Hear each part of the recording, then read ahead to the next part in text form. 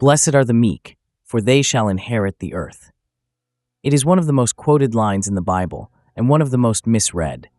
Blessed are the meek. Here is the problem. The Greek does not say what the English settled. The word the gospel writer chose did not name what a modern reader hears when the word meek arrives. It did not name the doormat. It did not name the timid. It did not name the merely soft-spoken. It named something else. It named the opposite of weakness. Regulated under a discipline, the English flattened on its way to the printing press. The verse arrives at the start of the Sermon on the Mount, in the third position of 9 consecutive blessings. It is the line most often pulled out of context and printed on its own, and it is the line most often misread. I am justice with the awakened believer. Across this video, we sit with one Greek word. We sit with what Aristotle said about it 400 years before the gospel. We sit with what the Hebrew word it was translating actually carried. We sit with the moment in 1526 when one Englishman, working out of a Worms printing shop after fleeing Cologne, locked the word meek into this beatitude for every English Bible that followed. By the end of this video, the word means something else to you.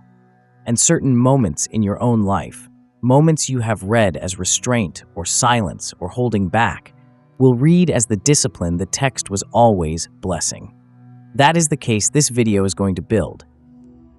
The verse the listener hears today reads as a blessing on smallness.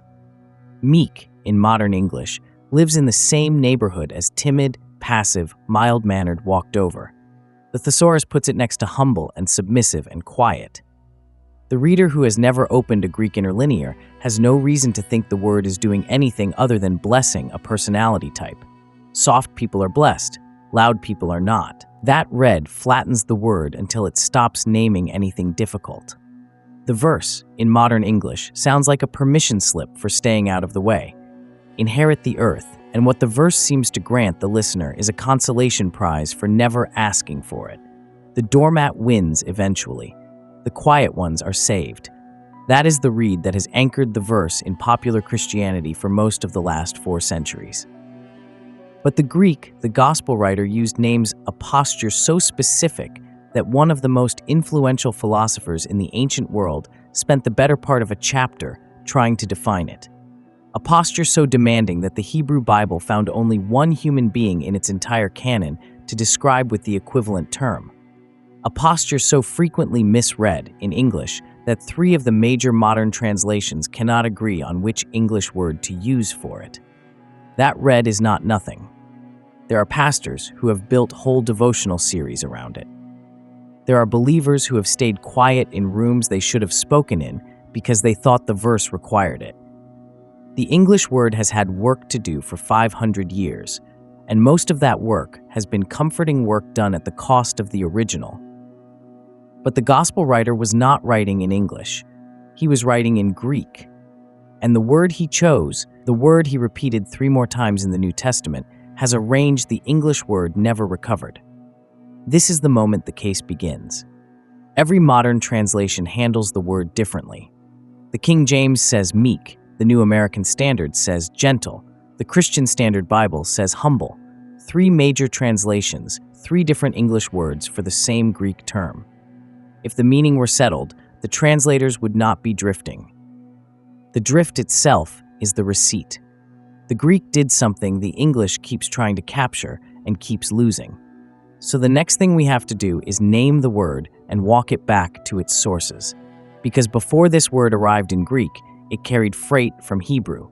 And before it arrived in Hebrew translation, it carried freight from Greek philosophy.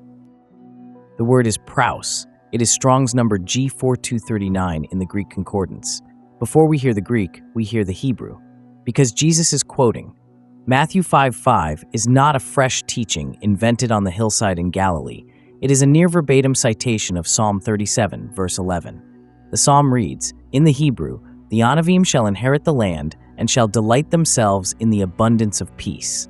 Anav is the Hebrew word, Strong's H6035. The standard lexicon defines it as humble, lowly, afflicted, poor. When the Hebrew Bible was translated into Greek in the 3rd century before Christ, the translators of that work, the Septuagint, had to pick a Greek word for Anav. They picked praus, the plural form of praus. Jesus, speaking in first century Israel and quoting the scripture of his own people, lands on the same Greek word the Septuagint scribes had chosen 3 centuries earlier. The word arrives at the Sermon on the Mount with history already attached. So what does praus carry? The lexicon receipts are these. Mounce defines praus as the positive moral quality of dealing with people in a kind manner, with humility and consideration. The Helps Word Studies entry, hosted at Bible Hub, frames the word as not weakness, but rather as exercising God's strength under his control. That is the standard scholarly reading. The word does not name absence of force. It names governed force. In classical Greek, before any of this was Christian vocabulary, praus was the word writers reached for when they wanted to describe tamed animals. They reached for it for soothing medicines, for mild winds, for gentle voices. The Athenian writer Xenophon used a related form for horses brought through their training, animals still carrying every muscle they were bred with, but now responsive to a rider's signal. Everything the word touched in classical use had a strength present and brought under regulation. A wind too strong was a storm. A medicine too strong was a poison. The praus version was the version that worked, because the force was there and the discipline was there. But the most important receipt for what the verse is doing comes from neither the classical poets nor the medical writers. It comes from Aristotle. Aristotle wrote about this word in the Nicomachean Ethics in Book 4.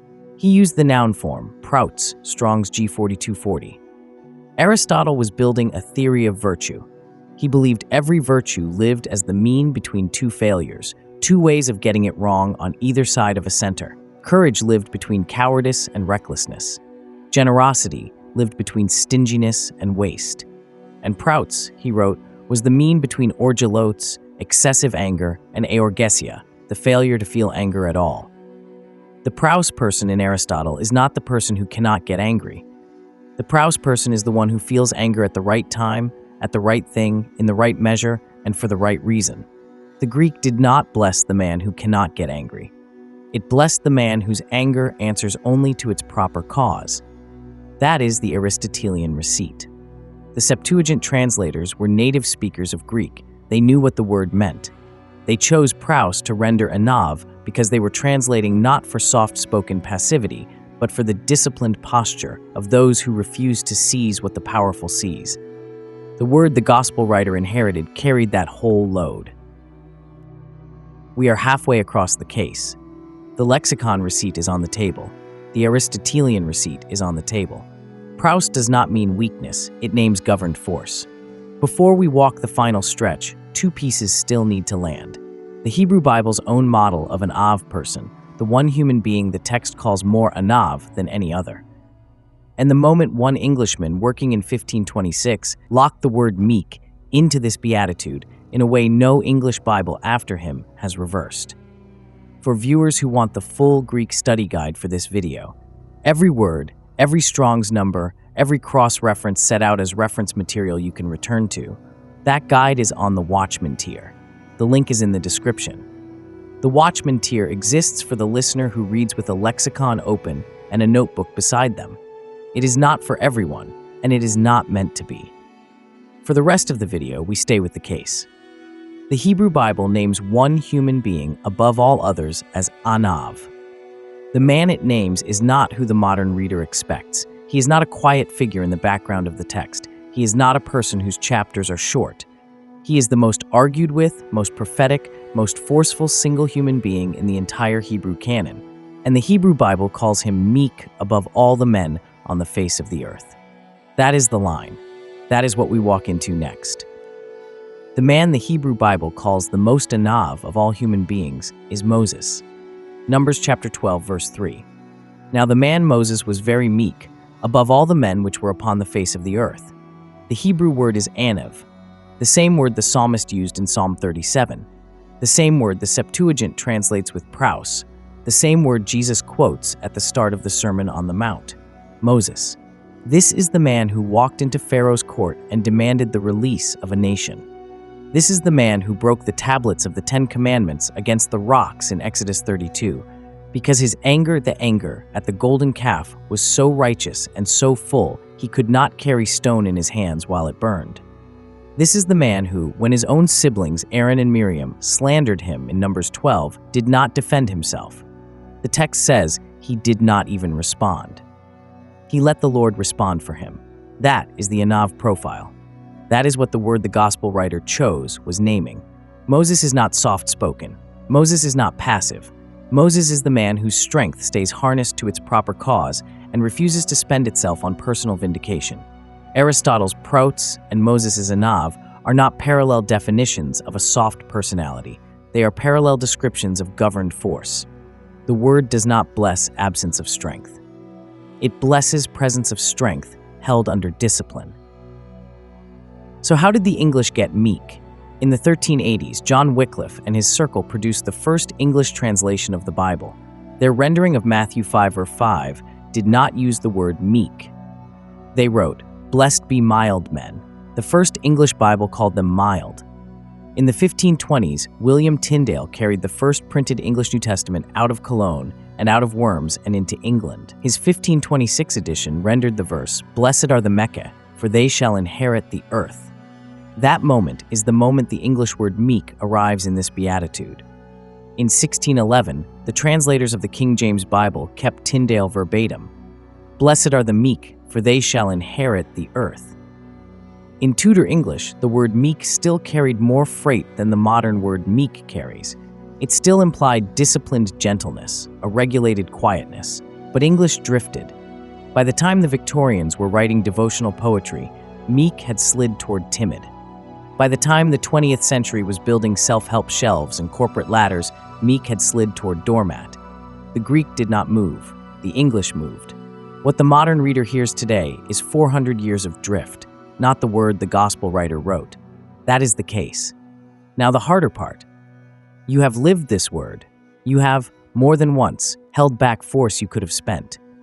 The meeting where credit got taken from your work and you stayed quiet because spending it on the room would have cost the people you actually came to protect.